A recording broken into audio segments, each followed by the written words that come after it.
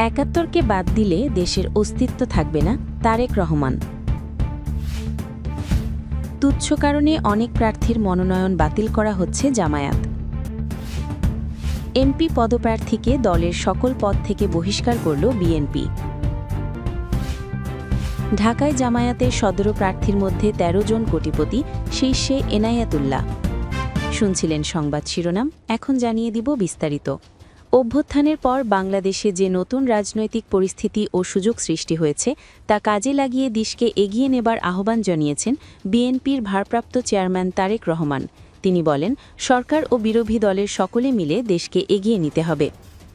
সোমবার দুপুরে গুলশানে বিএনপির চেয়ারপারসনের কার্যালয়ে তারেক রহমানের সঙ্গে সাক্ষাৎ করেন বাম দলগুলোর সমন্বয়ে গঠিত গণতান্ত্রিক যুক্তফ্রন্টের নেতারা। সাক্ষাৎকালে যুক্তফ্রন্টের পক্ষ থেকে বিএনপি চেয়ারপারসন খালেদা জিয়ার মৃত্যুতে শোক ও সমবেদনা জানানো হয়। পাশাপাশি সমসাময়িক রাজনৈতিক পরিস্থিতি নিয়ে তারেক রহমানের সঙ্গে মতবিনিময় করেন বাম নেতারা।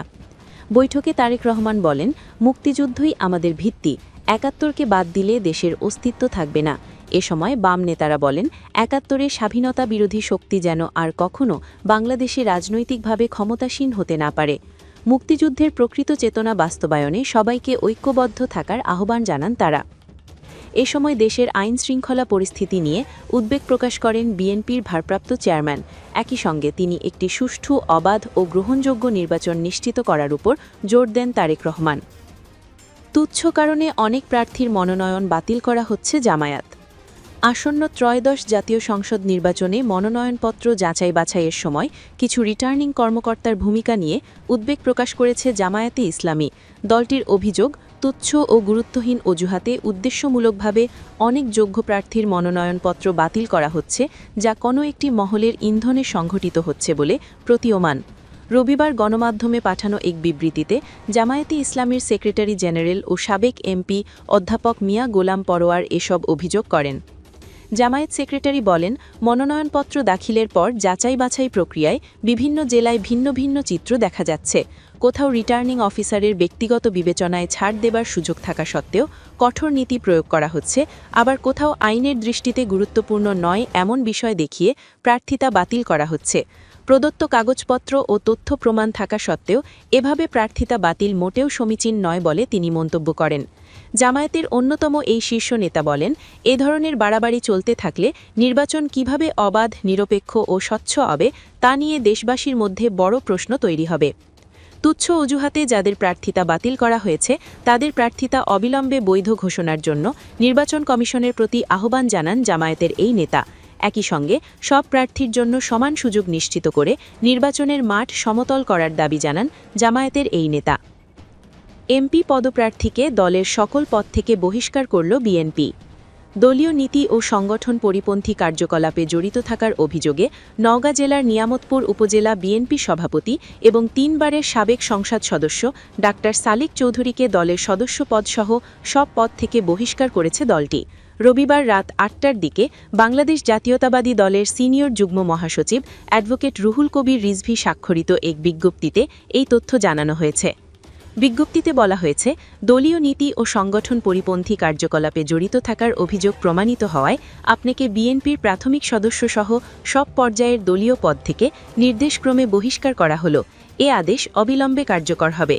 প্রসঙ্গত, ডাক্তার সালেক চৌধুরী নওগাঁ ১ আসন, পোরশা সাপাহার নিয়ামতপুর থেকে বিএনপির প্রার্থী হিসেবে ফেব্রুয়ারি ১৯৯৬-এর ৬, জুন ১৯৯৬-এর ৭ এবং ২০০১ সালের ৮ম জাতীয় সংসদ নির্বাচনে সংসদ সদস্য নির্বাচিত হয়েছিলেন। আসন্ন ত্রয়োদশ জাতীয় সংসদ নির্বাচনে তিনি দলীয় মনোনয়ন না পেয়ে স্বতন্ত্র প্রার্থী হিসেবে মনোনয়নপত্র জমা দিয়েছিলেন। তার মনোনয়নপত্রটি যাচাই বাছাই শেষে আজ বৈধ ঘোষণা করা হয়েছে। এবারের নির্বাচনে নিয়ামতপুর উপজেলা বিএনপির সভাপতি মোস্তাফিজুর রহমানকে দলীয় প্রার্থী হিসেবে মনোনয়ন দেওয়া হয়েছে। ঢাকায় জামায়াতের ১৭ প্রার্থীর মধ্যে ১৩ জন কোটিপতি, শীর্ষে এনায়েতুল্লাহ। ত্রয়োদশ জাতীয় সংসদ নির্বাচনে ঢাকা জেলা ও মহানগরের ২০টি আসনের মধ্যে জামায়াতে ইসলামী ১৭টিতে প্রার্থী দিয়েছে। তাদের মধ্যে ১৩ জনের স্থাবর ও অস্থাবর সম্পদের মূল্য ১ কোটি টাকা বা তার বেশি। হলফনামা বিশ্লেষণে দেখা যায়, জামায়াতের প্রার্থীদের মধ্যে সবচেয়ে বেশি সম্পদের মালিক ঢাকা ৭ আসনের মোহাম্মদ এনায়েতুল্লাহ। তার মোট সম্পদের পরিমাণ প্রায় ১১৬ কোটি টাকা। তবে তার ঋণের পরিমাণও উল্লেখযোগ্য। প্রায় ৮৩ কোটি টাকা। ঢাকায় জামায়াতের প্রার্থীদের মধ্যে সবচেয়ে কম আয় ঢাকা ১২ আসনের প্রার্থী মোহাম্মদ সাইফুল আলমের। তার বার্ষিক আয় ১ লাখ টাকার কিছু বেশি, মাসে গড়ে ৮৫০০ টাকা। সবচেয়ে কম সম্পদের তথ্য পাওয়া গেছে ঢাকা ১৯ আসনের প্রার্থী মোহাম্মদ আফজাল হোসেনের ক্ষেত্রে।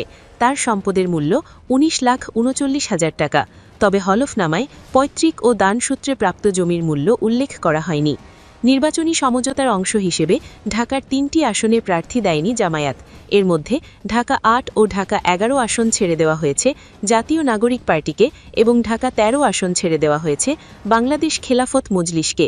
এছাড়া আরও কিছু আসনে সমঝোতার আলোচনা চলায় সংশ্লিষ্ট প্রার্থীরা মনোনয়নপত্র প্রত্যাহার করতে পারেন বলে জানা গেছে। ধনী প্রার্থী ২০০৮ সাল থেকে প্রার্থীদের হলফনামা জমা দেওয়া বাধ্যতামূলক হয়।